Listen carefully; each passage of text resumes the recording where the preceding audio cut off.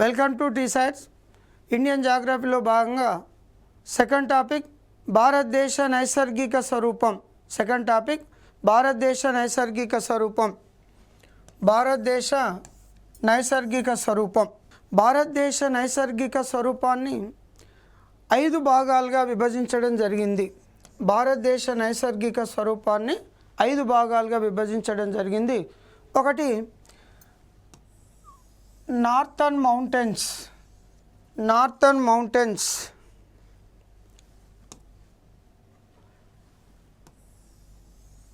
ఒకటి northern mountains భారతదేశానికి ఉత్తరాన ఉన్నాయి కాబట్టి ఉత్తర పర్వతాలు. మరొక పేరు ఎప్పుడు మంచుచే కప్పబడి ఉంటాయి కాబట్టి, ఎప్పుడు మంచుచే కప్పబడి ఉంటాయి కాబట్టి వీటిని హిమాలయ పర్వతాలు అని పిలవడం జరిగింది. భారతదేశ నైసర్గిక స్వరూపంలో రెండో భాగం గొప్ప ఉత్తర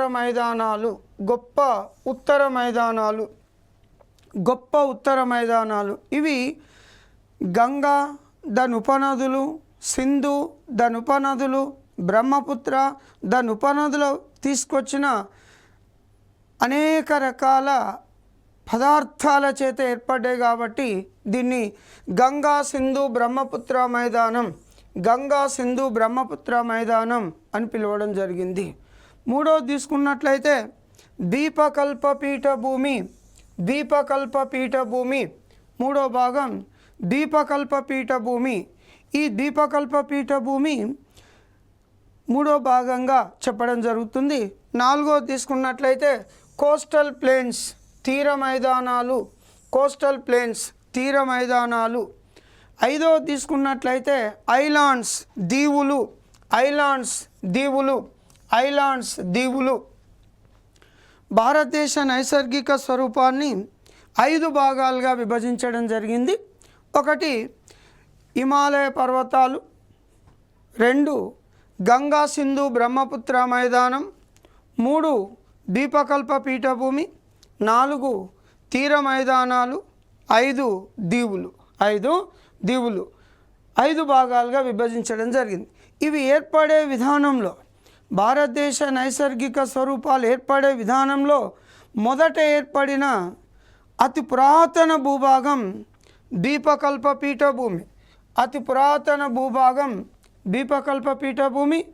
రెండోది హిమాలయ పర్వతాలు, రెండో భూభాగం హిమాలయ పర్వతాలు. మూడోది తీసుకున్నట్లయితే గంగా సింధు బ్రహ్మపుత్ర మైదానం. ఏర్పడే విధానంలో ఇవి వరుస క్రమంలో ద్వీపకల్ప పీఠభూమి, గంగా సింధు, రెండోది హిమాలయ పర్వతాలు, మూడోది గంగా సింధు బ్రహ్మపుత్ర మైదానంగా చెప్పచ్చు. వీటిలో ద్వీపం అంటే ఏంటిది, దీవులు అంటే ఏంటిది, ద్వీపకల్పము, మైదానాలు, పీఠభూములు, కొండలు ఏంటి డిఫరెన్స్ తీసుకున్నట్లయితే మనకు సముద్ర మట్టం నుంచి సర్వే ఆఫ్ ఇండియా రిపోర్ట్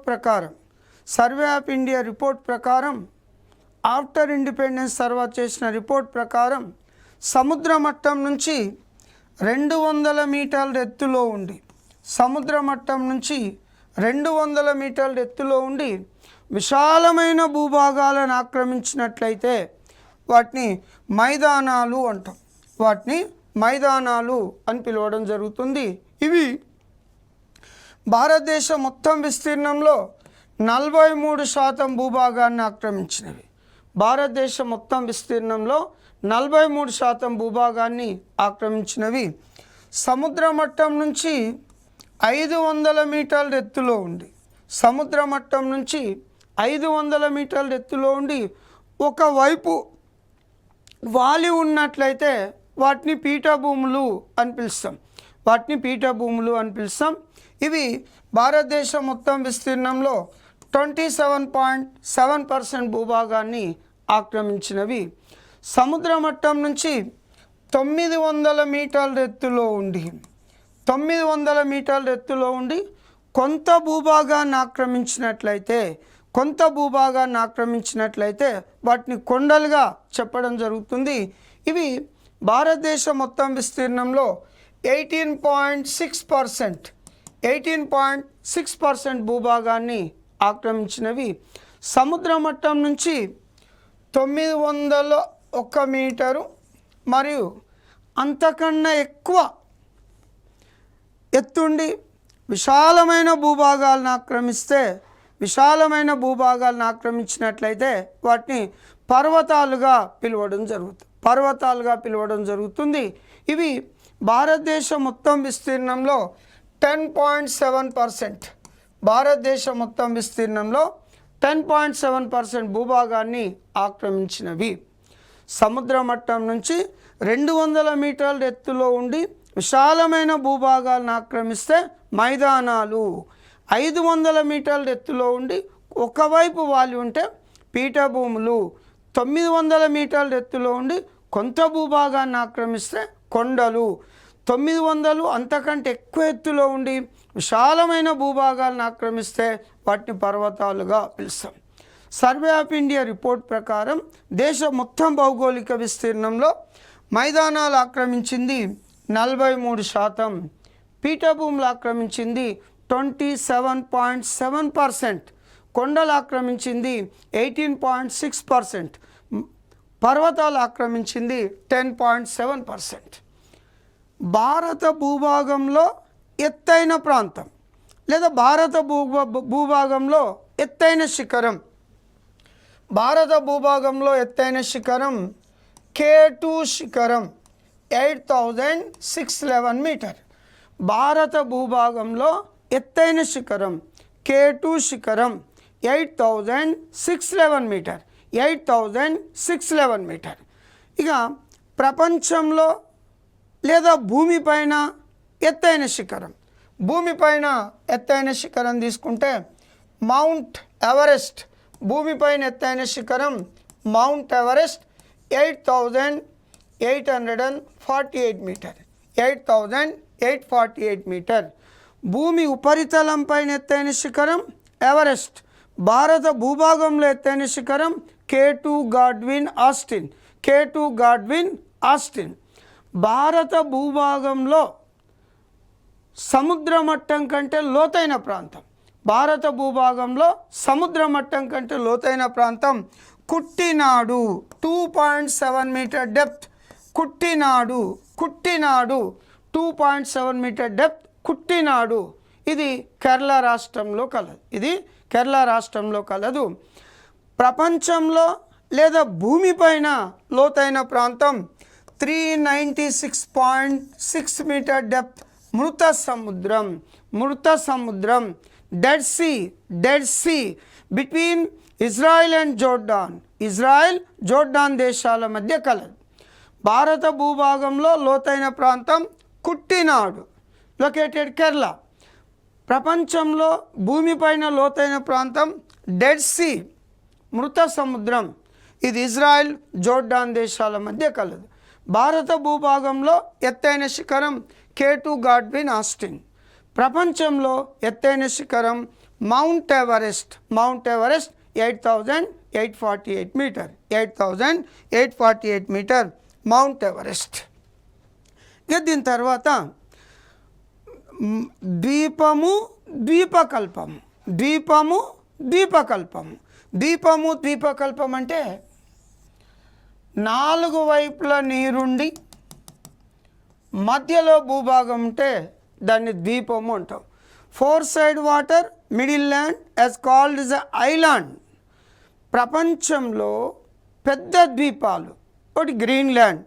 ప్రపంచంలో పెద్ద ద్వీపాలు తీసుకున్నట్లయితే Greenland between Atlantic and Arctic Ocean. రెండోది New Guinea located Pacific Ocean. Group of islands, అనేక దీవుల సముదాయాన్ని ఏమంటారు? గత ఎగ్జామ్లో అడిగిన క్వశ్చన్. అనేక దీవుల సముదాయాన్ని ఆర్చిపెలాగో. అనేక దీవుల సముదాయాన్ని ఆర్చిపెలాగో అని పిలుస్తాం. అని పిలవడం జరుగుతుంది. ప్రపంచంలో అతిపెద్ద ఆర్చిపెలాగో, ప్రపంచంలో అతిపెద్ద ఆర్చిపెలాగో ఇండోనేషియా. ప్రపంచంలో అతిపెద్ద ఆర్చిపెలాగో, అతిపెద్ద ఆర్చిపెలాగో, అతిపెద్ద ఆర్చిపెలాగో ఇండోనేషియా. ఇండోనేషియాలో దీవుల సంఖ్య సుమారు 13,500, సుమారు 13,500. ఇక ద్వీపకల్పము పెనాన్సులర్. ద్వీపకల్పము అనగా, ద్వీపకల్పము అనగా మూడు వైపుల నీరు ఒకవైపు భూభాగం, మూడు వైపుల నీరు ఒకవైపు భూభాగం. ద్వీపకల్పము మూడు వైపుల నీరు ఒకవైపు భూభాగం అంటే ద్వీపకల్పము అంటాం. ప్రపంచంలో అతిపెద్ద ద్వీపకల్పం, ప్రపంచంలో అతిపెద్ద ద్వీపకల్పం Arabia. Is located Asian continent, ఇది ఆసియా ఖండంలో కలదు. రెండవ అతిపెద్ద ద్వీపకల్పం ఇండియా, రెండవ అతిపెద్ద ద్వీపకల్పం ఇండియా. సో భారతదేశ నైసర్గిక స్వరూపాన్ని 5 భాగాలుగా విభజించినాం. ఒకటి హిమాలయ పర్వతాలు, 2 గంగా సింధు బ్రహ్మపుత్ర మైదానం, 3 ద్వీపకల్ప పీఠభూమి, 4 తీర మైదానాలు, 5 దీవులు. వీటికి మీనింగ్ తీసుకున్నట్లయితే మైదానాలు, పీఠభూములు, కొండలు, పర్వతాలు, ద్వీపము, ద్వీపకల్పము తెలుసుకోవడం జరిగింది. ద్వీపము, ద్వీపకల్పం తెలుసుకోవడం జరిగింది. ఇక భారతదేశ భౌగోళిక ప్రాంతాలు, అవి ఆక్రమించిన భూభాగాల శాతం తీసుకున్నట్లయితే ద్వీపకల్ప పీఠభూమి, ద్వీపకల్ప పీఠభూమి 38.5% భూభాగాన్ని ఆక్రమించింది. హిమాలయ పర్వతాలు 17.9% భూభాగాన్ని ఆక్రమించినవి. తీర మైదానాలు 17.1% భూభాగాన్ని ఆక్రమించినవి. ఉత్తర మైదానాలు 17.1% భూభాగాన్ని ఆక్రమించినవి. తీర మైదానాలు 10.4% భూభాగాన్ని ఆక్రమించినవి. కేంద్రీయ ఉన్నత భూములు లేదా సెంట్రల్ ఐలాండ్స్, కేంద్రీయ ఉన్నత భూములు, సెంట్రల్ ఐలాండ్స్ ఇవి 10.4% భూభాగాన్ని ఆక్రమించినవి. థార్ ఎడారి 5.4% భూభాగాన్ని ఆక్రమించింది. దీవులు 0.3%. As per survey of India report ప్రకారం భారతదేశ భౌగోళిక ప్రాంతాలు, అవి ఆక్రమించిన భూభాగాల శాతాలు తీసుకుంటే దీవులు 0.3%, థార్ ఎడారి 5.4%, కేంద్రీయ ఉన్నత భూములు 10.4%, కేంద్రీయ ఉన్నత భూములు 10.4%, తీర మైదానాలు 10.4%, ఉత్తర మైదానాలు 17.1%, అండ్ హిమాలయ పర్వతాలు 17.9%, ద్వీపకల్ప పీఠభూమి 38.5% భూభాగాన్ని ఆక్రమించడం జరిగింది. భారతదేశ నైసర్గిక స్వరూపంలో మొదట తీసుకున్నట్లయితే హిమాలయ పర్వతాలు మొదట తీసుకున్నట్లయితే హిమాలయ పర్వతాలు సింధు నది గార్జు నుండి బ్రహ్మపుత్ర గార్జు వరకు, లేదా జమ్మూ కాశ్మీర్ నుండి అరుణాచల్ ప్రదేశ్ వరకు ఒక ఆర్కు ఆకారంలో విస్తరించున్నవి, లేదా బాణం ఆకారంలో విస్తరించున్నవి. హిమాలయ పర్వతాలు మొత్తం పొడవు, హిమాలయ పర్వతాల పొడవు 2400 కిలోమీటర్. హిమాలయ పర్వతాల పొడవు 2400 కిలోమీటర్. జమ్మూ కాశ్మీర్ నుంచి అరుణాచల్ ప్రదేశ్ వరకు. సింధు గార్జ్ నుంచి బ్రహ్మపుత్ర గార్జ్ వరకు. గార్జ్ అంటే నది ప్రవహించే వి ఆకారపు లోయను గార్జ్ అని పిలవడం జరుగుతుంది. హిమాలయ పర్వతాల పొడవు 2400 కిలోమీటర్. హిమాలయ పర్వతాల పొడవు 2400 కిలోమీటర్ జమ్మూ కాశ్మీర్ నుంచి అరుణాచల్ ప్రదేశ్ వరకు. హిమాలయ పర్వతాల సగటు వెడల్పు 240 కిలోమీటర్. హిమాలయ పర్వతాల సగటు వెడల్పు 240 కిలోమీటర్. హిమాలయ పర్వతాలు అత్యధికంగా వెడల్పు జమ్మూ కాశ్మీర్లో ఉంటాయి. అత్యల్పంగా వెడల్పు అరుణాచల్ ప్రదేశ్లో ఉండడం జరుగుతుంది. జమ్మూ కాశ్మీర్లో హిమాలయ పర్వతాల వెడల్పు 500 కిలోమీటర్. అరుణాచల్ ప్రదేశ్లో హిమాలయ పర్వతాల వెడల్పు 200 కిలోమీటర్.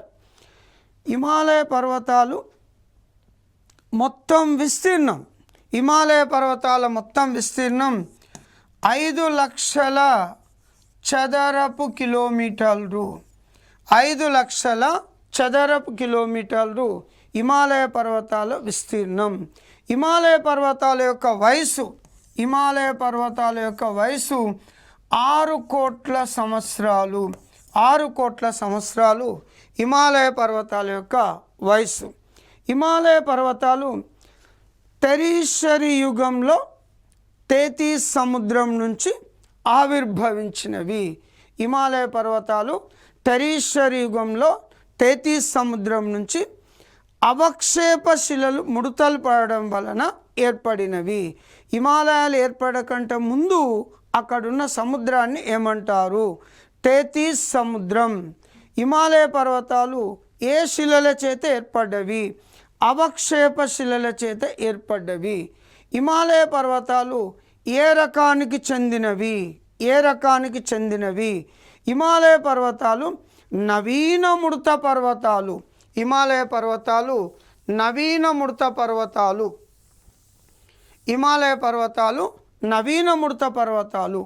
ప్రపంచంలో నవీన మృత పర్వతాలకు ఉదాహరణ తీసుకున్నట్లయితే హిమాలయ పర్వతాలు ఆసియా ఖండం, రాకీ పర్వతాలు ఉత్తర అమెరికా ఖండం, అండిస్ పర్వతాలు దక్షిణ అమెరికా ఖండం, ఆల్ప్స్ పర్వతాలు యూరోప్ ఖండం. Example of new fold mountain లేదా ప్రపంచంలో నవీన మృత పర్వతాలకు ఉదాహరణ హిమాలయ పర్వతాలు ఆసియా ఖండం, రాకీ పర్వతాలు ఉత్తర అమెరికా ఖండం, అండిస్ పర్వతాలు దక్షిణ అమెరికా ఖండం, ఆల్ప్స్ పర్వతాలు యూరోప్ ఖండం. ప్రపంచంలో ఎత్తైన పర్వతాలు హిమాలయ పర్వతాలు. ప్రపంచంలో పొడవైన పర్వతాలు అండిస్ మౌంటైన్. అండిస్ పర్వతాల పొడవు 7200 కిలోమీటర్. అండిస్ పర్వతాల పొడవు 7200 కిలోమీటర్. అండిస్ పర్వతాలు ప్రపంచంలో పొడవైనవి, ప్రపంచంలో ఎత్తైనవి హిమాలయ పర్వతాలు. హిమాలయాల ప్రాంతీయ వర్గీకరణ. Regional divisions Himalayan mountains. హిమాలయాల యొక్క ప్రాంతీయ వర్గీకరణ. రీజనల్ డివిజన్స్ హిమాలయన్ మౌంటైన్స్ నదుల ఆధారంగా ఒకటి సింధు నది నుంచి సట్లెజ్ నది మధ్య గల హిమాలయాలను కాశ్మీర్ హిమాలయాలు అంటాం. సట్లెజ్ నది నుంచి కాళీ నది మధ్య గల హిమాలయాలను కుమాయూన్ హిమాలయాలు అని పిలుస్తాం. కాళీ నది నుంచి తీస్తా నది మధ్య హిమాలయాలను నేపాల్ హిమాలయాలు అంటాం. తీస్తా నుంచి బ్రహ్మపుత్ర నదుల మధ్య హిమాలయాలను అస్సాం హిమాలయాలు అంటాం. హిమాలయాల ప్రాంతీయ వర్గీకరణ నదుల ఆధారంగా పడమర నుంచి తూర్పుకు కాశ్మీర్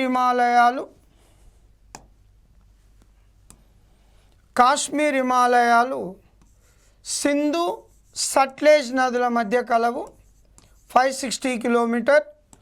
కుమాయూన్ హిమాలయాలు సట్లెజ్ కాళీ నదుల మధ్య కలవు 320 కిలోమీటర్. నేపాల్ హిమాలయాలు కాళీ తీస్తా నదుల మధ్య కలవు 800 కిలోమీటర్. అస్సాం హిమాలయాలు తీస్తా బ్రహ్మపుత్ర నదుల మధ్య కలవు 720 కిలోమీటర్. హిమాలయాల ప్రాంతీయ వర్గీకరణ పడమర నుంచి తూర్పుకు. కాశ్మీర్ హిమాలయాలు సింధు సట్లెజ్ నదుల మధ్య కలవు 560 కిలోమీటర్. కుమాయూన్ హిమాలయాలు సట్లెజ్ కాళీ నదుల మధ్య కలవు 320 కిలోమీటర్. నేపాల్ హిమాలయాలు కాళీ తీస్తా నదుల మధ్య కలవు 800 కిలోమీటర్. అస్సాం హిమాలయాలు తీస్తా బ్రహ్మపుత్ర నదుల మధ్య కలవు 720 కిలోమీటర్. 720 కిలోమీటర్. ఇది హిమాలయాల వర్గీకరణ నదుల ఆధారంగా, regional divisions based on reverse. హిమాలయాల వర్గీకరణ ఎత్తును బట్టి. హిమాలయాల వర్గీకరణ ఎత్తును బట్టి. హిమాలయాల వర్గీకరణ ఎత్తును బట్టి ఒకటి ఇన్నర్ హిమాలయాలు లేదా హిమాద్రి హిమాలయాలు. రెండవది లెస్సర్ హిమాలయాలు లేదా మధ్య హిమాలయాలు లేదా హిమాచల్ హిమాలయాలు. సి తీసుకుంటే ఔటర్ హిమాలయాలు లేదా శివాలిక్ హిమాలయాలు లేదా హిమాలయ పర్వతపాద ప్రాంతాలు. హిమాలయ పర్వతపాద ప్రాంతాలు. రెండోది తీసుకుంటే ట్రాన్స్ హిమాలయాలు లేదా టిబెట్ హిమాలయాలు. మూడోది తీసుకుంటే తూర్పు హిమాలయాలు లేదా పూర్వాంచల్ హిమాలయాలు. తూర్పు హిమాలయాలు లేదా పూర్వాంచల్ హిమాలయాలు. హిమాలయాల వర్గీకరణ ఎత్తును బట్టి.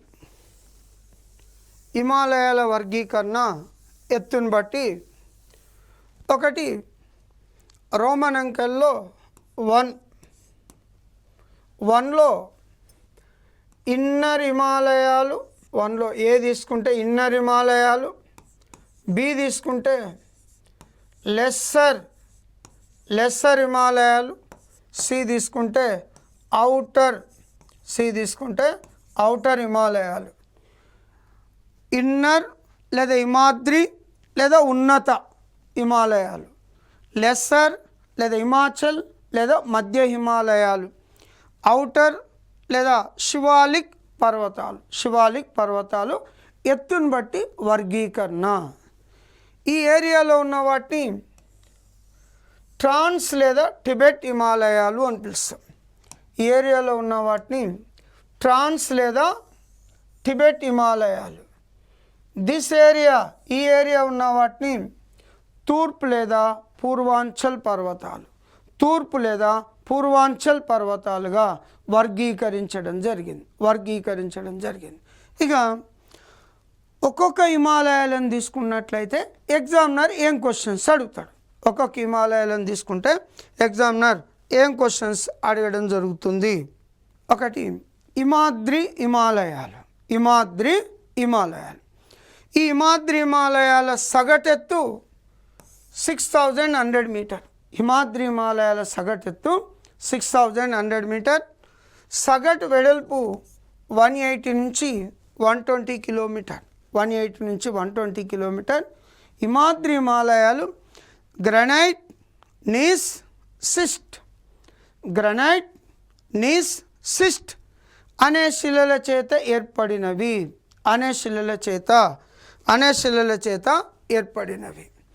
ఈ హిమాలయాలు ఒలిగోసి కాలం నుండి దాదాపు 20 మిలియన్స్ సంవత్సరాల నుండి 40 మిలియన్ సంవత్సరాల మధ్య ఏర్పడినవి. ప్రపంచంలో ఎత్తైన శిఖరాలు ఈ హిమాలయాల్లోనే కలవు. హిమాద్రి హిమాలయాలు నంగ పర్వత్ శిఖరం నుండి నామ్చబార్వా శిఖరాల మధ్య విస్తరించున్నవి. హిమాద్రి హిమాలయాలు నంగ పర్వత్ శిఖరం జమ్మూ కాశ్మీర్ నుంచి నామ్చబార్వా శిఖరం అరుణాచల్ ప్రదేశ్ల మధ్య విస్తరించున్నవి. ప్రపంచంలో ఎత్తైన శిఖరాలన్నీ కూడా ఈ హిమాలయాల్లోనే కలవు. ప్రపంచంలో ఎత్తైన శిఖరాలన్నీ కూడా ఈ హిమాలయాల్లోనే కలవు. ఒకటి Mount Everest. Mount Everest 8,848 meter. 8,848 meter Mount Everest. Mount Everest located is Nepal. Mount Everest is located Nepal. Mount Everest ఇది Mount Everest నేపాల్లో కలదు. నేపాల్లో కలదు. ఈ శిఖరాన్ని ప్రపంచంలో ఎత్తైన శిఖరం, భూమి మీద ఎత్తైన శిఖరం అని పిలవడం జరుగుతుంది. ఈ శిఖరాన్ని నేపాల్లో, ఎవరెస్ట్ శిఖరాన్ని నేపాల్లో సాగర్ మాత అంటాం. నేపాల్లో సాగర్ మాత అంటాం. టిబెట్లో చోమో లుంగుమో అంటాం. చైనాలో కేమో లుంగుమో అని పిలుస్తాం. ఎవరెస్ట్ శిఖరాన్ని నేపాల్లో సాగర్ మాత, టిబెట్లో చోమోలుంగుమో, చైనాలో కేమోలుంగుమో అంటాం. ఈ శిఖరాన్ని మొట్టమొదటిసారిగా 1953 మే 29న సర్ ఎడ్మండ్ హిల్లరీ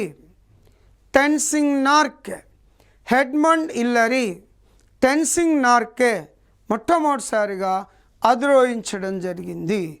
1953 to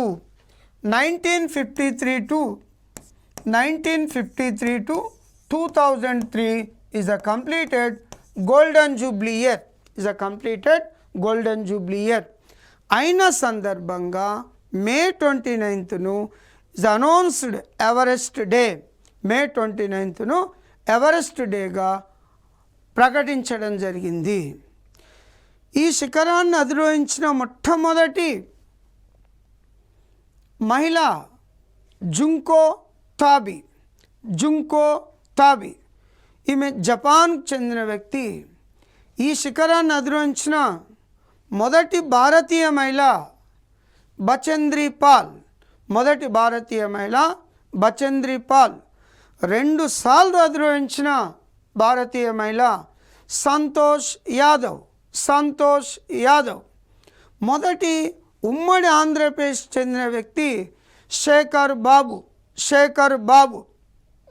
తెలంగాణకు చెందిన మొదటి వ్యక్తులు అమ్మాయి మాలవత్ పూర్ణ ఆనంద్ కుమార్.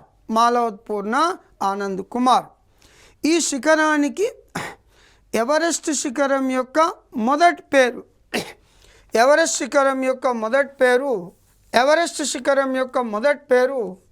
శిఖరము 15, పీక్ 15. శిఖరము 15 పీక్ 15. అంటే British surveyor general sir George Everest గౌరవార్థం. British surveyor general sir George Everest గౌరవార్థం పీక్ 15ను 1956లో ఎవరెస్ట్గా మార్చడం జరిగింది. శిఖరము పీక్ 15ను మౌంట్ ఎవరెస్ట్గా మార్చడం జరిగింది. British surveyor general sir George Everest గౌరవార్థం దీన్ని పేరు మార్చడం జరిగింది. ప్రపంచంలో ఎత్తైన శిఖరం Mount Everest is located Nepal స్థానిక పేరు సాగర్ మాత. టిబెట్ స్థానిక పేరు చోమోలుంగుమో. చైనా స్థానిక పేరు కేమోలుంగుమో. మొదట అధిరోహించింది sir Edmund Hillary and Tenzing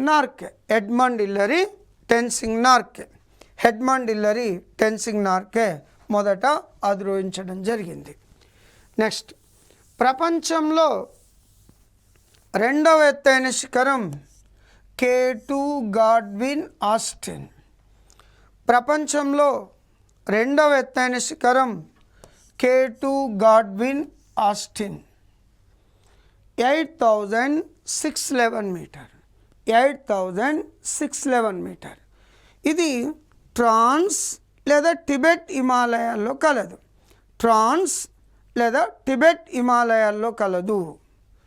ఇది భారత భూభాగంలో ఎత్తైన శిఖరం. భారత భూభాగంలో ఎత్తైన శిఖరం. ఈ K2 గాడ్విన్ ఆస్టిన్ శిఖరాన్ని భారతదేశంలో కృష్ణగిరి అంటాం. భారతదేశంలో కృష్ణగిరి, భారతదేశంలో కృష్ణగిరి అంటాం. పాకిస్తాన్లో చౌగోరి, పాకిస్తాన్లో చౌగోరి అంటాం. చైనాలో క్వాగ్గర్, చైనాలో క్వాగ్గర్ అనే పేర్లతో పిలుస్తాం. K2 గాడ్విన్ ఆస్టిన్ భారత భూభాగంలో ఎత్తైన శిఖరం. ఇది భారతదేశంలో కృష్ణగిరి, పాకిస్తాన్లో చౌగోరి, చైనాలో క్వాగ్గర్ అనే పేర్లతో పిలుస్తాం. ఇది ట్రాన్స్ లేదా టిబెట్ హిమాలయాల్లో కలదు. ఇక ప్రపంచంలో 3వ ఎత్తైన శిఖరం, భారతదేశంలో అంటే భారత భూభాగంలో ఎత్తైన శిఖరం Kanchenjunga. Kanchenjunga 8,598 metres, 8,598 metres, located Sikkim. ఇది సిక్కింలో కలదు, సిక్కింలో కలదు. శిఖరం పేరు మకాలు, శిఖరం పేరు మకాలు 8,481 మీటర్. శిఖరం పేరు Makalu 8,481 metre. Is located Nepal, located Nepal. Dhaulagiri 8,172 metre. Dhaulagiri 8,172 metre. Is located Nepal. Nanga Parbat, Nanga Parbat 8,126 metre. Is located Jammu Kashmir.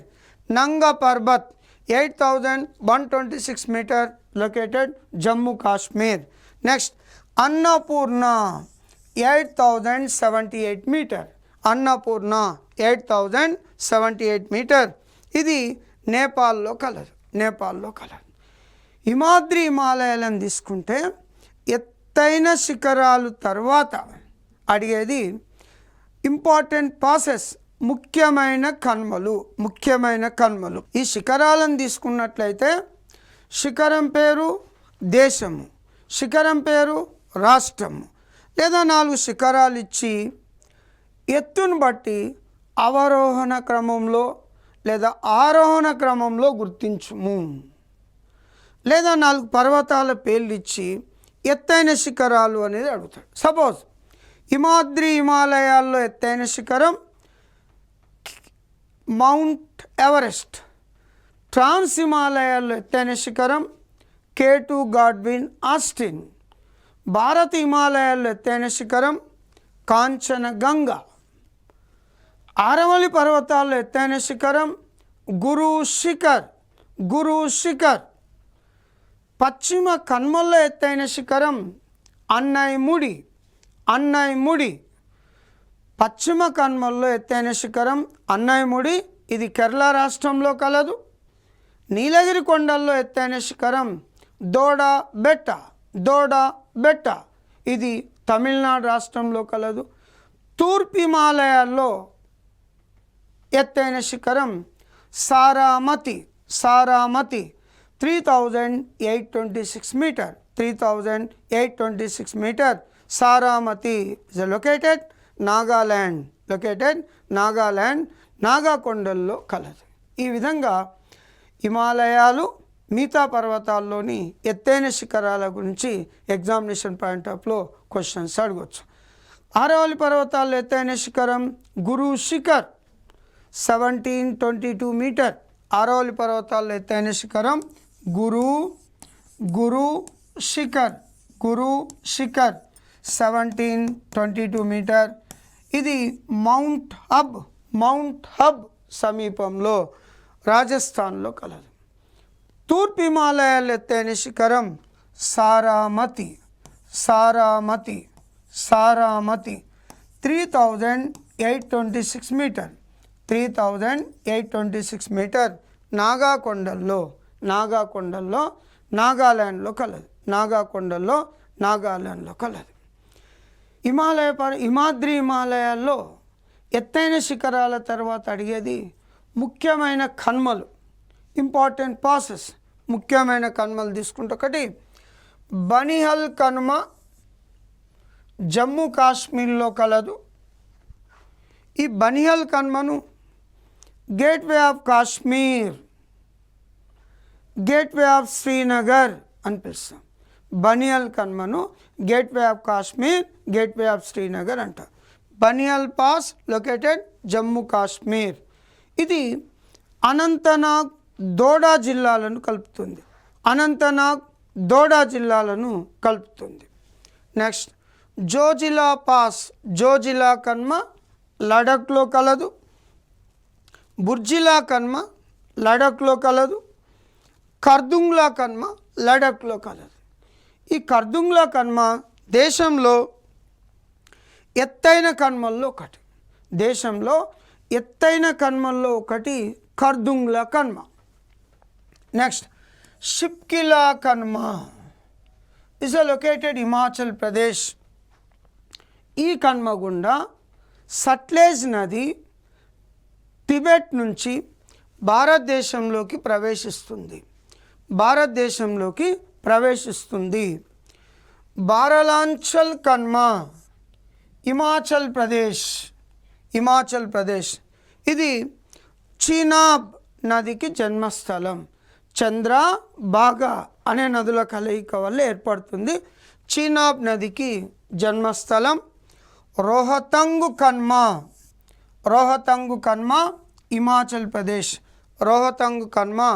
Himachal Pradesh. ఇది రావి బియాస్ నదులకు జన్మస్థలం. డోక్లామ్ కన్మ సిక్కిం.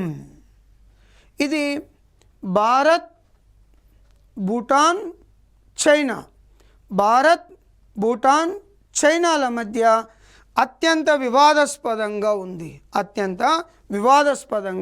ఉన్న కన్మ డోక్లామ్ కన్మ. ఇంకోటి యంగ్లాప్ కన్మ అరుణాచల్ ప్రదేశ్. ఈ కన్మ గుండా బ్రహ్మపుత్ర నది భారత్లోకి